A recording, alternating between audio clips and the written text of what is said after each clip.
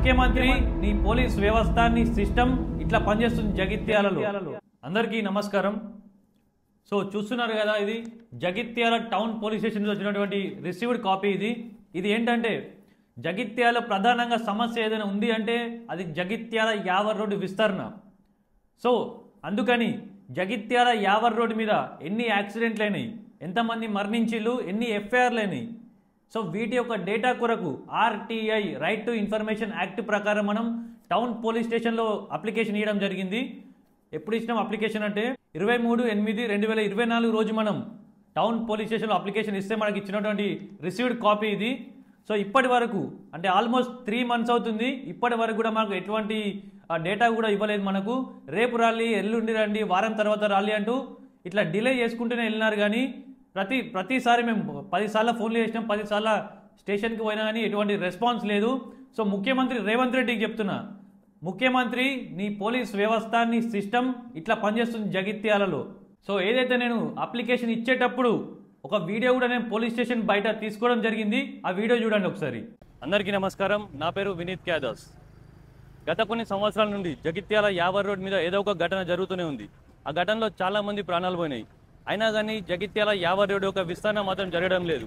ఇక్కడ ఉన్నటువంటి ఎమ్మెల్యే గారు, జగిత్యాల ఎమ్మెల్యే డాక్టర్ సంజయ్ కుమార్ గారు కావచ్చు, అండ్ ఎమ్మెల్సీ జగిత్యాల అంటే నేనంటే జగిత్యాల అని చెప్పుకునే జీవన్ రెడ్డి గారు కావచ్చు, అండ్ ఎంపీ అరవింద్ ధర్మపురి గారు కావచ్చు, అండ్ మొన్న జగిత్యాల బీజేపీ ఎమ్మెల్యేగా పోటీ చేసినటువంటి బోగ శ్రావణి గారు మున్సిపల్ చైర్పర్సన్ ఉన్నప్పుడు చేయలేరు, కానీ ఇప్పుడు మాట్లాడితే ఏం లాభం అండి, ఏం చేసి వీళ్ళందరూ జగిత్యాల కన్నా అడుగుతా ఉన్నా.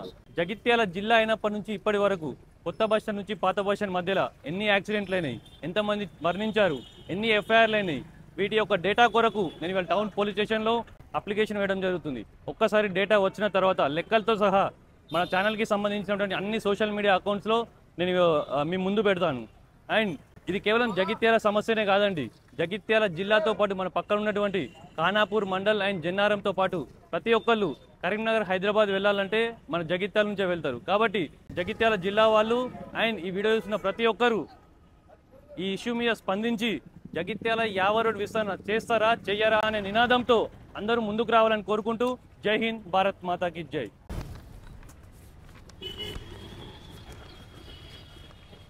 సో వీడియో చూసినారు కదా. సో ఆ వీడియో మనం 23/8/2024 రోజు తీసినటువంటి వీడియో అది. ఆ రోజే మనకి రిసీవ్డ్ కాపీ కూడా ఇచ్చినారు. సో అప్పటి నుంచి ఇప్పటి వరకు కూడా మనకు ఎటువంటి డేటా కూడా ఇవ్వలేదు. సో ఇంతకుముందు చెప్పినట్టుగానే 10 సార్లు ఫోన్లు చేసినాం, 10 సార్లు స్టేషన్కి పోయినాం, కానీ మనకు ఎటువంటి సొల్యూషన్ మాత్రం రావట్లేదు. సో నేను మెయిన్గా ఇక్కడ చెప్పాల్సింది ఏంటంటే, ఇంకోటి, నేను ఎటువంటి రెఫరెన్స్ ద్వారా నేను వెళ్ళలేదు. ఇన్ కేస్ నేను ఒక రెఫరెన్స్ ద్వారా లేకుండా నాకున్న పరిచయాలతో నేను డేటా తీసుకోవాలనుకుంటే నేను ఎట్లయినా ఏదో చేసి నేను డేటా తీసుకోగలుగుతాను. బట్ నేను ఈ వీడియో చేయడానికి మెయిన్ రీజన్ ఏంటంటే, మరి రేపటి రోజున కానీ ఎవరికైనా అవసరం పడితే, మరి ఏ బ్యాక్గ్రౌండ్ లేనివాడు, ఒక సామాన్యుడు, ఒక అమ్మాయి కూడా లేకుంటే పోలీస్ స్టేషన్లో ఇట్లాంటి అవసరం ఏమన్నా పడితే పర్సనల్గా వాళ్ళ పరిస్థితి ఏంది? ఇంతేనా? పోలీస్ సిస్టమ్ అండ్ పోలీస్ వ్యవస్థ ఉంది, సిస్టమ్ మొత్తం ఇట్లనే పనిచేస్తుందా అని అడుగుతా ఉన్నా. ఈ వీడియోని ముఖ్యమంత్రి రేవంత్ రెడ్డి గారి దగ్గరికి తీసుకెళ్లాల్సిన అవసరం ఉందని నేను తెలియజేస్తున్నా. నేను వినీత్ క్యాదాస్. జై హింద్, భారత్ మాతాకి జై.